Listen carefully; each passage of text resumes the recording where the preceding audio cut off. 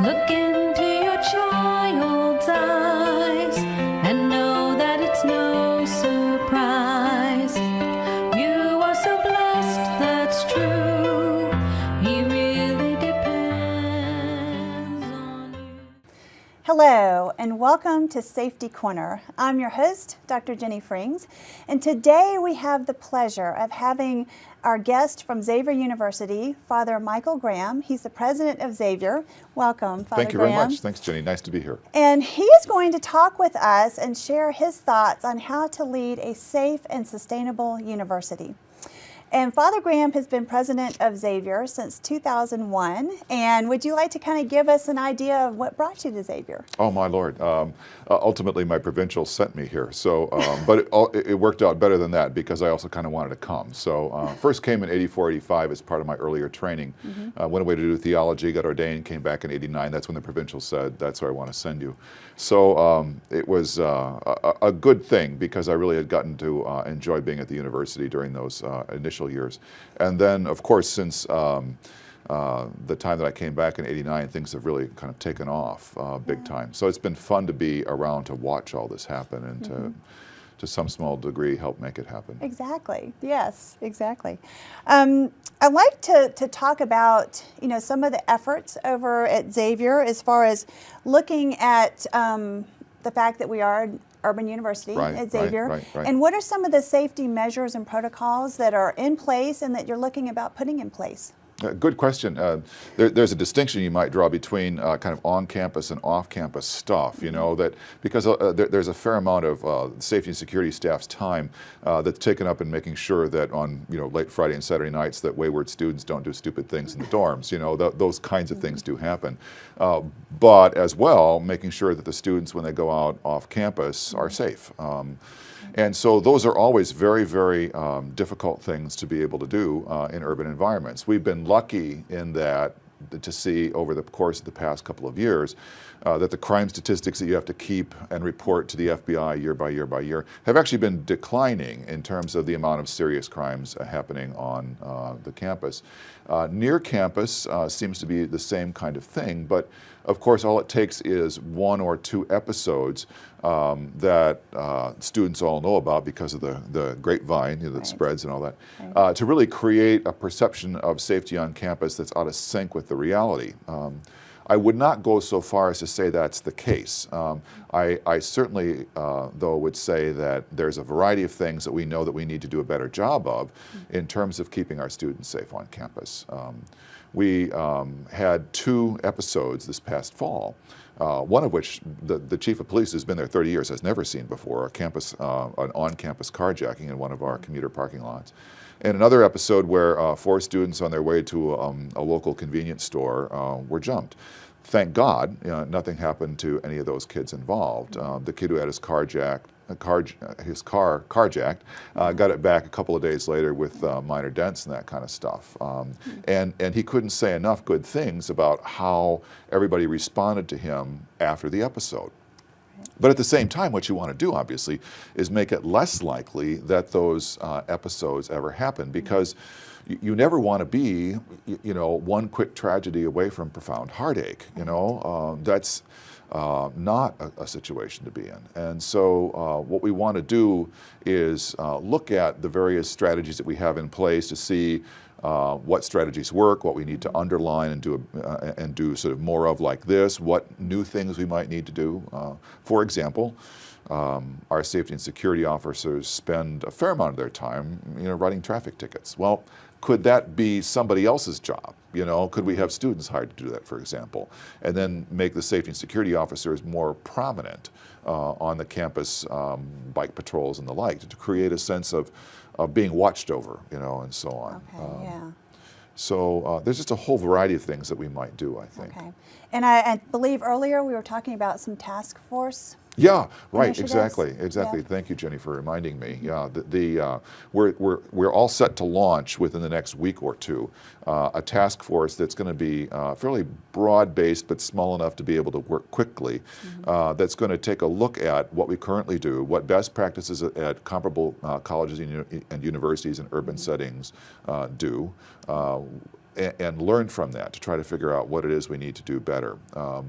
We also know that one of the things that's important for us is to do a better job of communicating the things that we already do, because to some degree there's opportunities or services that we offer that students don't know about, or their parents for that matter. And so what we want to do is make sure that the good work of the safety and security officers now is well known by our students, faculty, staff, and parents. So without wanting to say at all it's a communications issue, it's not. Well, it's in part a communications issue, but it's also a matter of trying to figure out what those next very easily doable possibilities might be to enhance the safety and security of the students on campus now.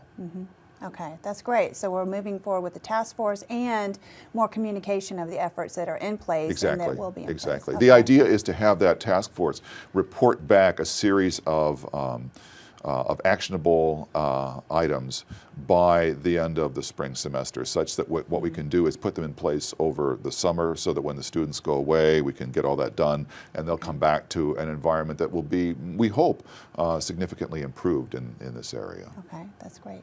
And also, in addition to that task force, we were also talking about gender violence and some initiatives on that. Would you like to share some insight on that? As anyone knows, there is no college campus anywhere that is free from sexual assault, gender violence, date rape, all that kind of stuff.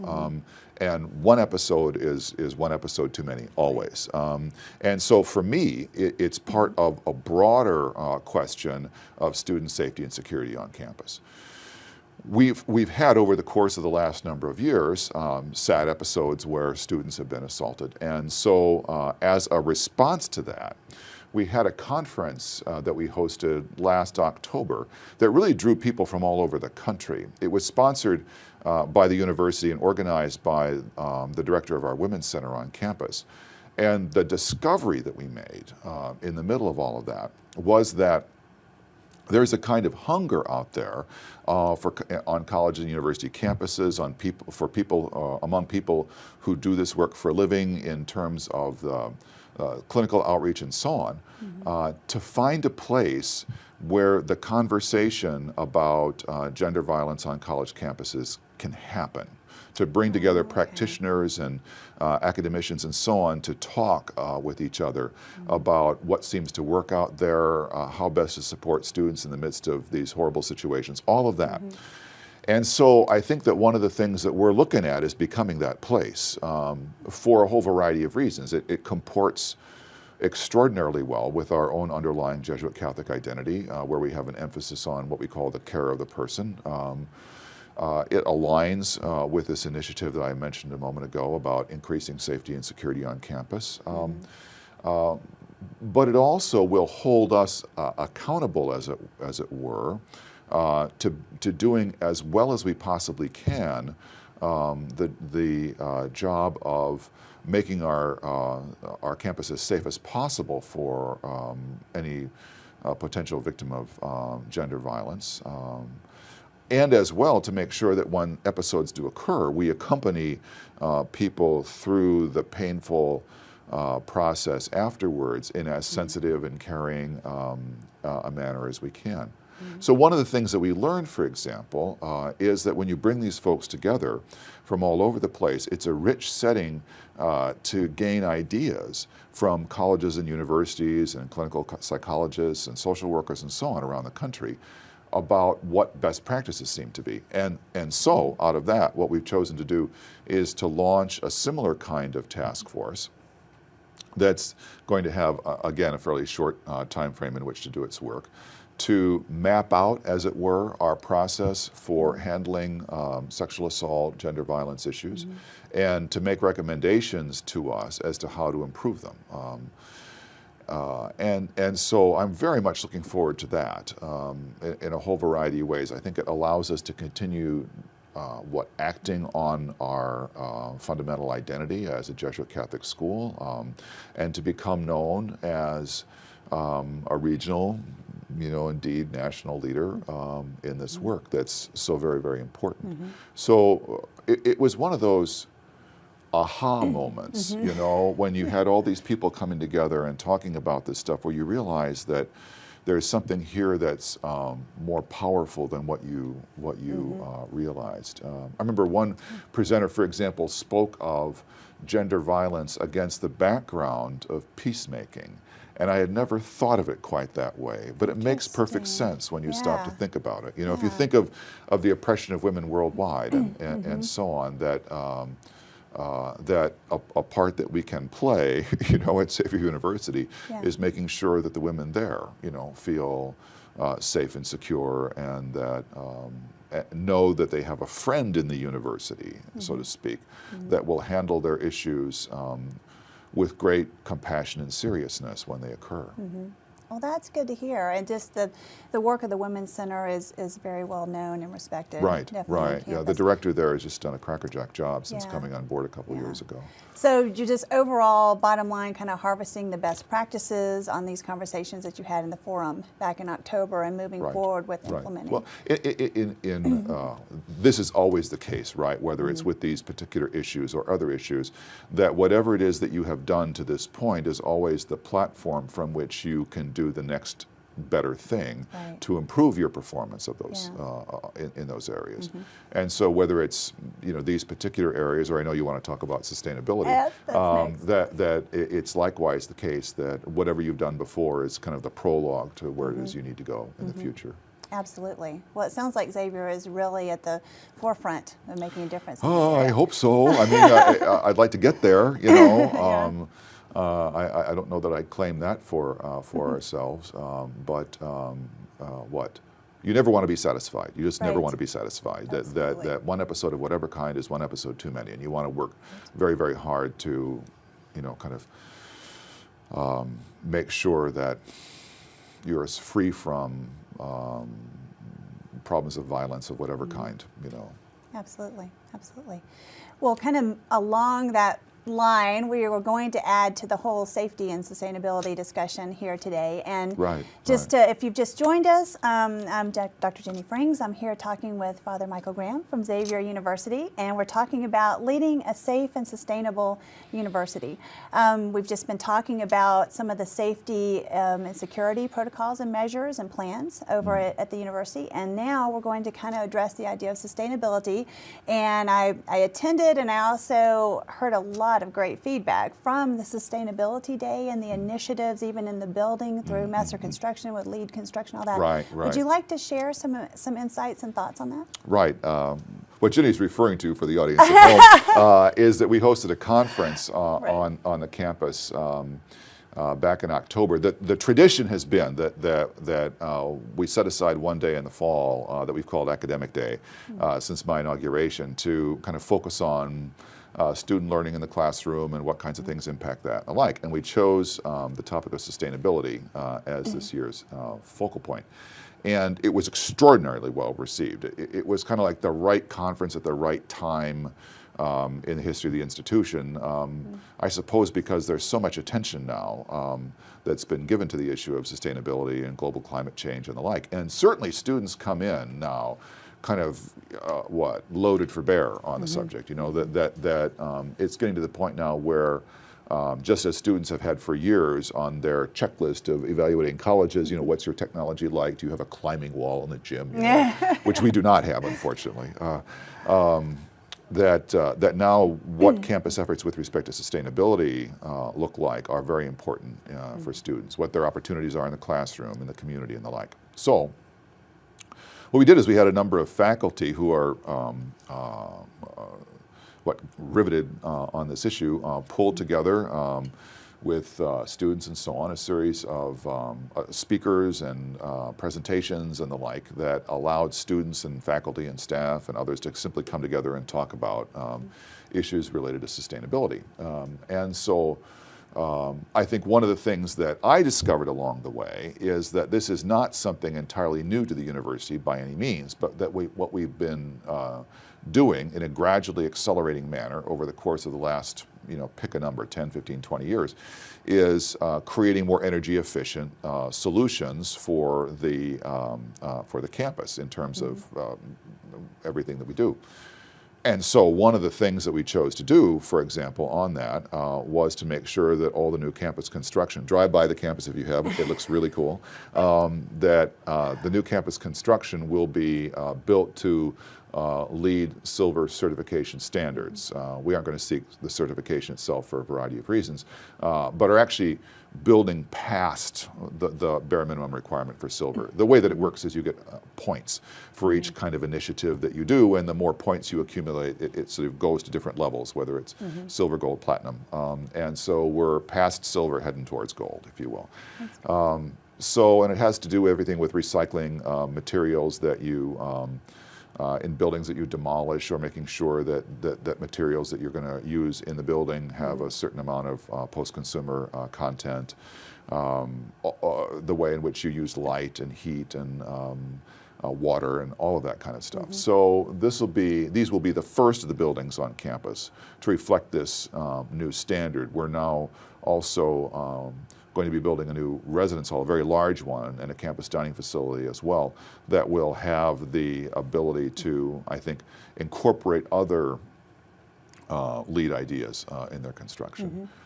So I'm going to be interested to see kind of where we go from here, and that's to some degree the work of the Sustainability Committee that oversaw that Sustainability Day. So, but you were involved in that. So I'm you have now some, on the committee. Oh, there you go. There you go. Right. Be very careful if you raise your hand. This is what happens to you. So. Actually, when one of my previous students came to the committee meeting yesterday morning, Laura, and she's going to be working on one of the projects, because I said, well, Laura's great at writing, so here we go. We're getting a lot of student involvement. Right, so right. Well, they feel very passionately about this, They and do. like all students, they feel it must be done all together right now. Everything all at once. They're chomping at the bit just to really get well, this done. and I appreciate that. One of the things that, as I understand from one of the committee chairs, that has to happen next is the writing of a kind of a sustainability plan, and that's going to be a very, very complicated piece of work to get right. And so the students, as I understand it, very much want to make sure that it's done by whatever it is, March 31st or whatever the deadline is. And I respect that. All things considered, I'd like to see that done, but it's far more important for me that it be done right, than it be done to meet somebody else's deadline. This is something we can get an extension on, I think. So Okay. Well, students are actually, very familiar with extensions. Working on part of the writing, Great. I ended up part of that too. There- Now we there got you it go. on camera, the request here. There you go. So it's just a great project, and this all kind of stems from the President's Climate Commitment Challenge. Would you like to talk about that? About over 600 universities are Is that the looking number at now? I haven't looked at it. sustainability. Yeah, The last yeah. time I checked. It started with Michael Crow, is that his name, the president of Arizona State so. University, that this was kind of his insight, and it really reflects so much. I mean, that this is a conversation that so much comes together, that universities as thought leaders, universities as places where the next generation is trained, and their sensibilities shaped in important ways. But also there's a way in which universities have come to be regarded in the last decade as places that that need to be engaged with the communities around them in productive and positive ways. The ivory tower is gone, and so all universities need to be kind of beacons, if you will, in their local and regional communities, to be models of how to do things, to use their assets in order to make sure that certain good community goals can be achieved and the like. Sustainability kind of fits into that, I think, in all kinds of ways. We at Xavier University, because we are not a Research One institution, will not make the contribution to the intellectual capital behind the sustainability movement that far larger places that are better funded will. We certainly do, however, have faculty who will make their contribution to the national conversation in terms of sustainability.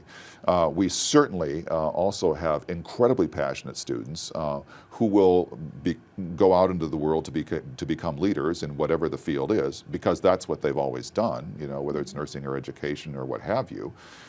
Business. And so for us to have sustainability as a kind of fundamental marker of ethical thinking in the modern era helps to shape a generation of leaders coming from Xavier University who will carry a passion and conviction for this work into the communities that they'll call home. For me, that's the most important contribution to sustainability that we can make. As well, however, there's going to be increasing refinement of campus praxis that allows us to move towards, a day when at some point in the future where we will have zeroed out our carbon footprint. Right. Because that's ultimately the goal of this president's climate commitment is to move towards that, but to make sure that is accompanied always by programs that engage faculty and students in the classroom and in research and the like, because that's, after all, the primary product of what a university does. And so to have it reflected in curricular issues is terribly important. Oh yeah, absolutely, absolutely. And just seeing the teamwork between, all the stakeholders in the university, the faculty, the students, and the community working together on projects such as some of the launches right now on sustainability and moving forward with that. Right. And just from the idea of kind of the Jesuit mission and bringing together, is it kind of, what universities are about is bringing about sustainability from kind of the people, planet, profit, triple bottom line perspective. I agree with that. One of the things that you see talked about now in conversations with regard to ethics that is relatively new, you didn't see it a number of years ago, is the concept of environmental justice. What that means is that all people, no matter who they are, of what income level, ethnic group, whatever, ought to have access to clean air, clean water, homes without lead-free paint, all that kind of stuff. And if you look at those markers, they tend to be unevenly distributed within poor and minority communities.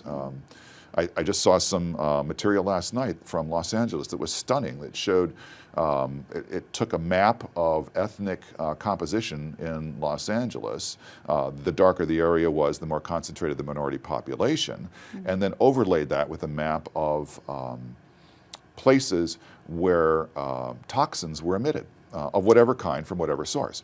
And guess what? There are more green dots, toxin emitters, in those darker areas. Well, what that suggests is that there is a justice dimension to the question of sustainability.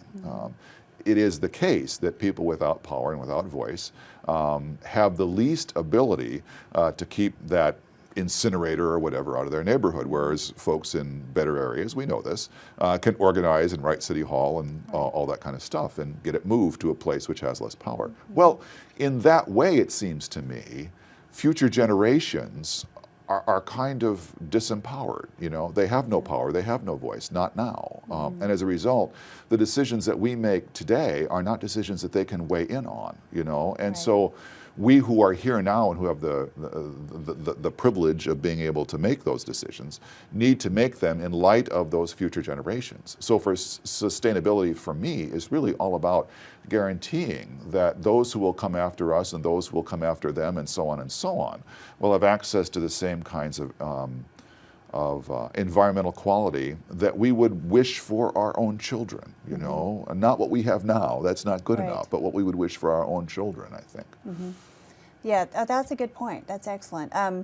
And then one thing I'm hearing from a number of the students and some of the faculty on campus is the whole idea of kind of alternative spring breaks and going to locations where they can work on issues of environmental sustainability and that kind of thing. So there's a lot of opportunity there. Well, I had a quote from the President's Climate Commitment Agreement that I'd like to read to you for comment on. It says, "We believe colleges and universities must exercise leadership in their communities and throughout society by modeling ways to minimize global warming emissions, providing the knowledge and educated graduates to achieve climate neutrality.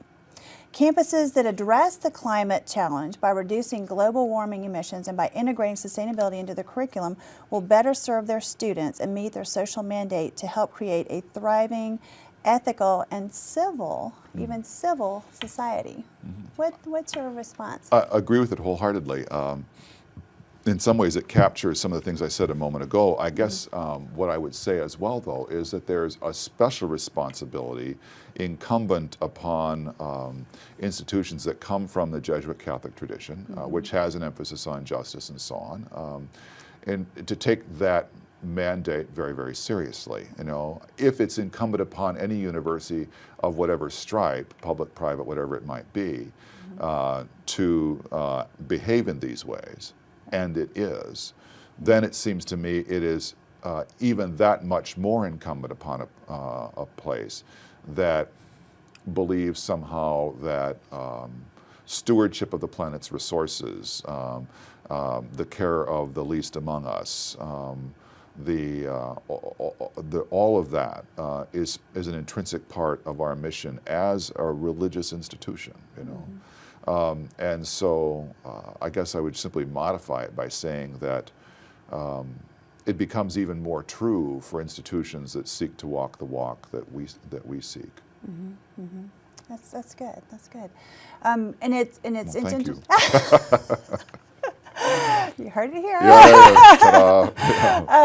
And also, I mean, just thinking of through the Jesuit mission, and we're actually trying to work to empower the students to go out into their, like you were saying, communities and other places in the world to make this Jesuit difference. education has always proceeded from the presupposition that what we're seeking to create are people of character. And so that there's a kind of, always has been in the history of our tradition, a kind of a moral edge, if you will, to the educational enterprise in Jesuit schools. That doesn't mean we've always done it perfectly or whatever, but it means that we're always incomplete unless we do, you know.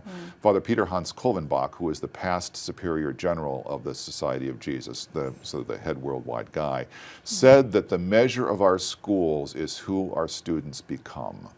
And that says it brilliantly to me. It says it brilliantly, you know. And so insofar as we seek to educate students who will be very competent in whatever disciplinary field they choose, that goal would be incomplete unless there was also equal attention given to making sure that that competence was, as it were, shaped by character and compassion, and a profound ethical sense that led them out in the world to do good things, and not simply to succeed in the obvious ways that we think of success, but to succeed on a human level, you know, where one wants to leave the world better for having walked in it and all the rest of that. So I'm convinced that what we do at our best is that we shape leaders, as I've said.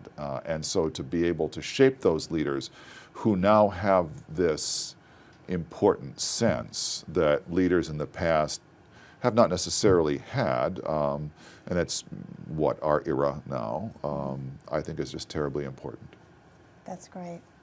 I like that, and it makes me think. And this is kind of simple and thinking, but as a backpacker, we always come as we go up a trail or to a location. We always try to leave the place better than we found it.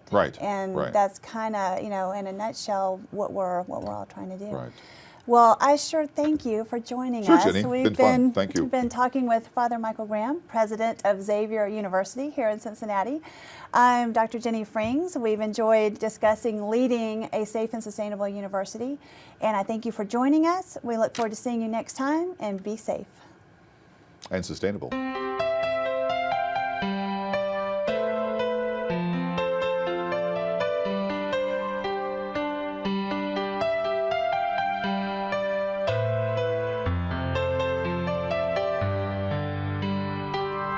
Look into your child's eyes and know that it's no surprise. You are so blessed, that's true. He really depends on you.